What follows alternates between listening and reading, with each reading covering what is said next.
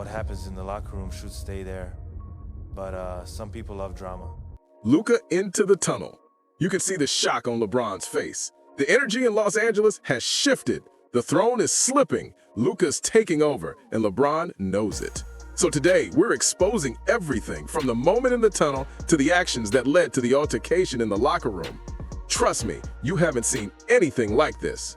If you thought LeBron still called the shots with the Lakers, think again. From the way the team is moving to how the front office is acting, everything is suddenly about Luka Doncic. He's the guy making the plays, the guy teammates look to, the guy getting the smiles, the pats on the back, and yes, the attention that used to belong exclusively to LeBron. It's not just rumors. Watch the games. Look at the stats. Luka's dropping triple doubles, hitting impossible shots, and somehow making everyone around him better.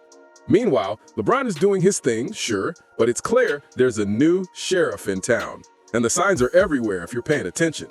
I mean, it's common knowledge that the front office is making their plans for the next decade centered around Luka. The Lakers social team posts more of Luka's big shots, Luka's celebrations, Luka's mic'd up moments, while LeBron's content feels way lighter than it used to. Even NBA legends, guys LeBron grew up idolizing, are now talking about Luka like he's the one carrying the league forward. But all of this is happening while LeBron is still on the roster. He always knew Luka was the future. He just didn't expect a franchise to shift this fast, this publicly, and this completely. So yes, Luka isn't just another star on the Lakers. He's the reason the team is evolving, the reason the franchise is thinking long-term, and the reason LeBron, for the first time in his career, might actually be feeling left out, especially since he has always been the man in all the teams he's played for. Heck, that was why he betrayed the Cavs in 2010. And honestly, things are about to get even messier once we get into what went down with the trade, the timing, and how LeBron reacted when he realized the throne had been taken from him and given to Luka. When the news dropped that Luka Doncic was coming to the Los Angeles Lakers in exchange for Anthony Davis, plus a few other pieces, the whole NBA world went into shock.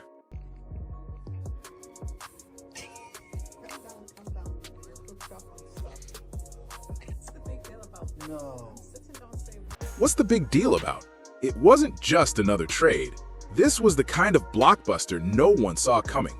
I mean, a reigning all-star, all-NBA guard in his prime, shipped from the Dallas Mavericks to the Lakers? That kind of trade doesn't happen often. Right after the trade was confirmed, the reactions were as dramatic as the trade itself.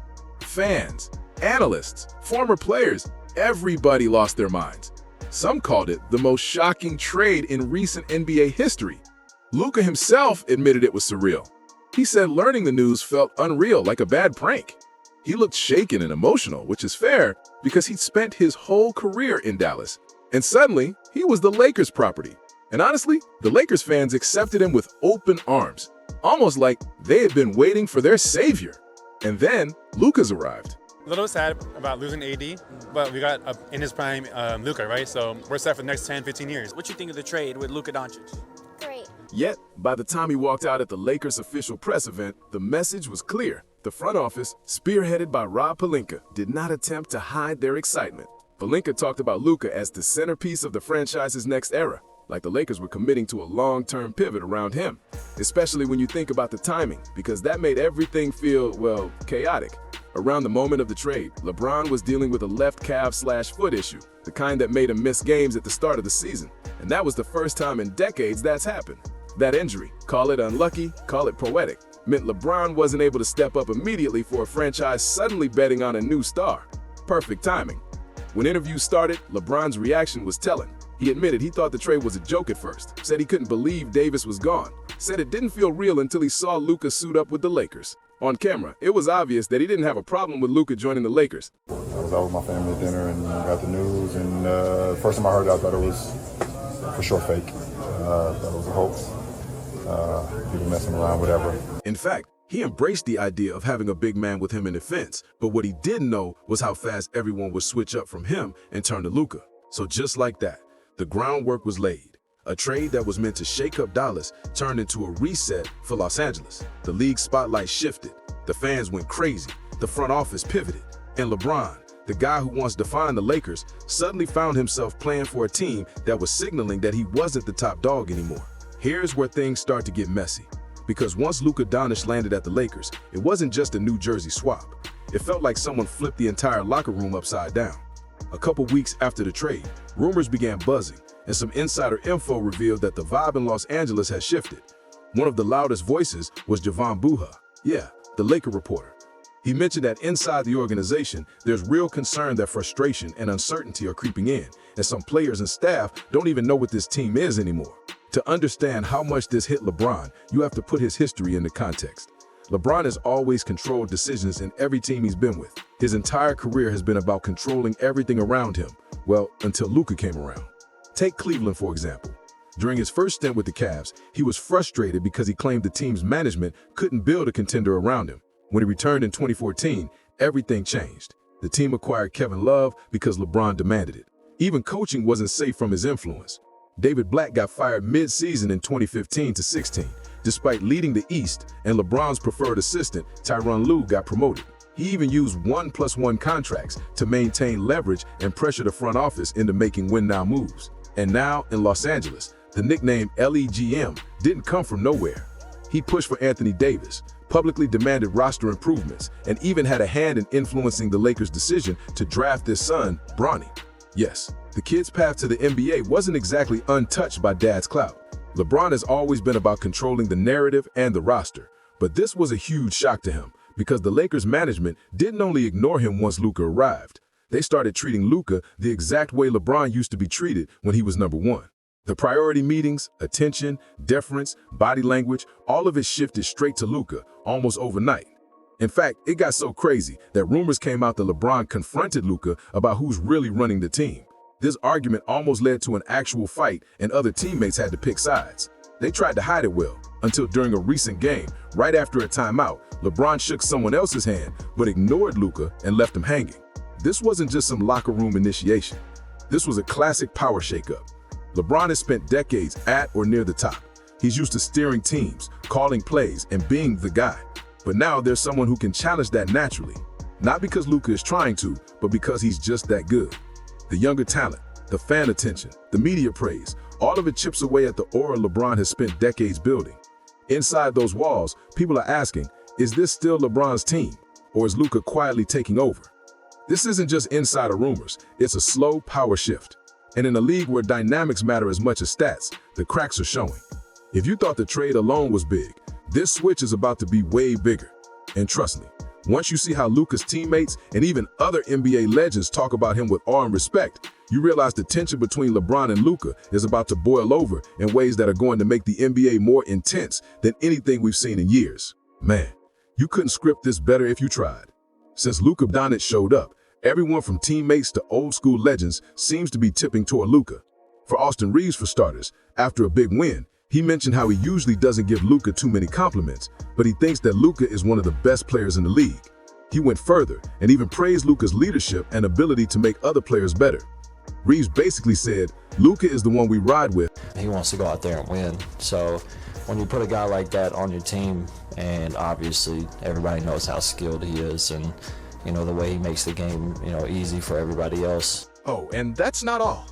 Once word of Luka's arrival spread, even NBA legends started lighting up about him. Allen Iverson, who's known for his brutally honest takes, didn't hold back. On a podcast, he said this. What the hell is wrong with Luka? Who in the league reminds you of yourself? Everybody say Ja. What the hell is wrong with Luka? What does Luka do for Bron? What? Man, look, Bron, this brought Bron 3 years. You know what Bron can do? This is what Bron wanted AD to do. Right. Go ahead, big fella. Hey. Go ahead. Hey. This shit Luka about to do is about to be impactful. What Kevin was pointing out is subtle but brutal. Even with all the anger, the power struggle, and the tension, Luka's presence is shaping LeBron's career and legacy. People are siding with Luka because he didn't just win hearts. He brought value to the Lakers and started rewriting the scoreboard, turning every game into a statement that the future of the franchise was now his. The numbers are clear. Before Luka landed with Los Angeles, the Lakers' offense was manageable, but nothing like this. After the trade, everything shifted. According to tracking data, the Lakers' three-point attempt frequency surged from 34.3 to 42.3 per 100 possessions. That's a jump from near the bottom of the league to top 3 in three-point volume. That change alone forces defenses to stretch out, which plays right into Luka's hands. Because defense starts leaving the paint, spacing opens up, and now you have shooters and role players getting better opportunities. That's not luck. That's a system being redesigned around Luka's strengths.